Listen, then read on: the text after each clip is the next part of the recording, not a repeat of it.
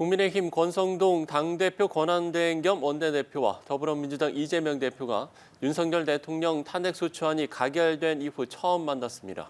네, 이재동 기자, 두 사람이 오늘 어떤 얘기들을 주고받았습니까? 네, 권성동 당대표 권한대행 겸 원내대표와 이재명 대표가 국회 민주당 당대표실에서 만남을 가졌습니다. 지난주 원내 사령탑으로 새롭게 선출된 권 원내대표가 이 대표를 찾은 예방 형식이었고 권 원내대표가 먼저 공개 발언을 했습니다. 권 원내대표는 탄핵 정국이 이번까지 3번이라며 우리 헌법이 채택하는 통치구조인 대통령 중심제가 우리 현실과 잘 맞는지 검토할 필요가 있다며 개헌 문제를 화두에 올렸습니다. 또 최재원 감사원장과 박성재 법무부 장관 등 14건의 탄핵소추안이 헌재에 계류 중이라며 탄핵소추로 인한 국정 마비 사태를 풀어주길 부탁드린다고 덧붙였습니다. 이에 대해 이 대표는 전쟁처럼 상대방을 제거해버리고 나 혼자만 살겠다고 하면 공동체가 유지될 수 없다며 정치가 복원되면 좋겠다고 언급했습니다. 이 대표는 또 지금 경제가 너무 어렵기 때문에 조속하게 민생 안정을 위한 민생 추경을 하면 좋겠다며 자신이 제안한 국정안정협의체 참여도 촉구했습니다. 두 사람은 약 40분 동안 대화를 나눴는데 앞으로 자주 만나자는 공감대가 있었다고 참석자들이 분위기를 전했습니다. 네, 헌법재판소 재판관 3명을 임명하는 절차를 두고 여야의 입장이 극명하게 엇갈리고 있습니다.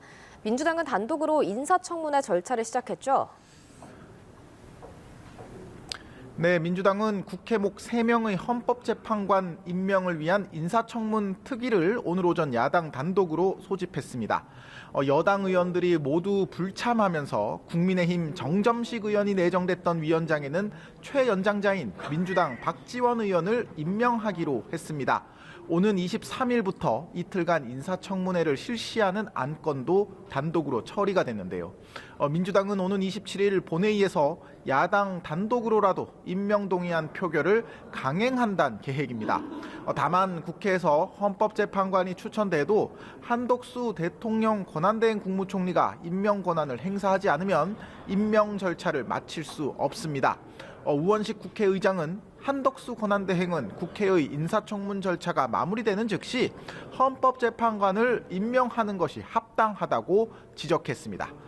민주당은 또 한 권한대행에게 야당이 단독으로 처리한 양곡관리법 등의 제2요구권을 행사하지 말라고 촉구하는 등 견제구를 던졌습니다.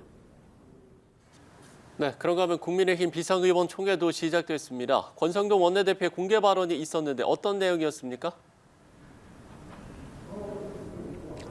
네, 권성동 원내대표는 공직자에 대한 민주당의 무한 탄핵으로 국정이 마비됐다고 비판했습니다.